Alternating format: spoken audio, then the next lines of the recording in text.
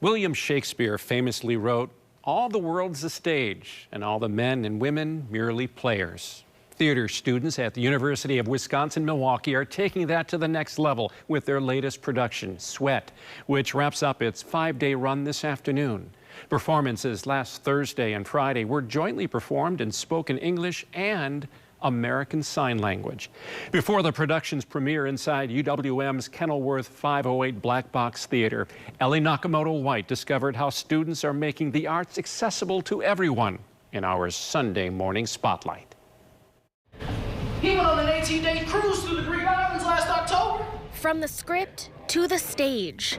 In the hospital for nearly 2 months. Dozens of student actors are taking on Sweat, a Pulitzer Prize-winning play by Lynn Nottage, a work rooted in strong social realism based in Reading, Pennsylvania. The framework for it is quite dark, and yet we constantly amaze ourselves at the humor that we find within it, because it's about human beings, and human beings find humor in the darkest of places. Director Ralph Janes working with the students weekly. There have been times where I sit and I just watch people working and go, yeah, this is great. This is really good.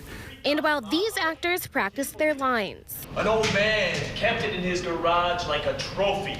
These actors are practicing their hands, using American Sign Language in UWM's first integrated performance.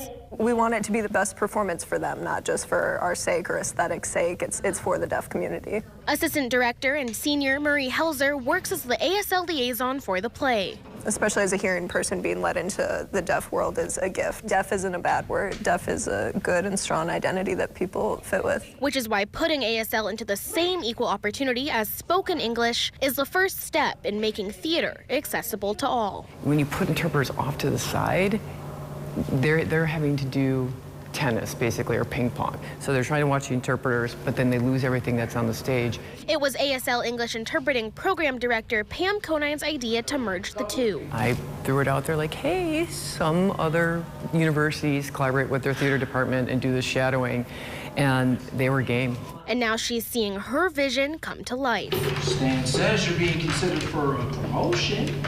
Yeah.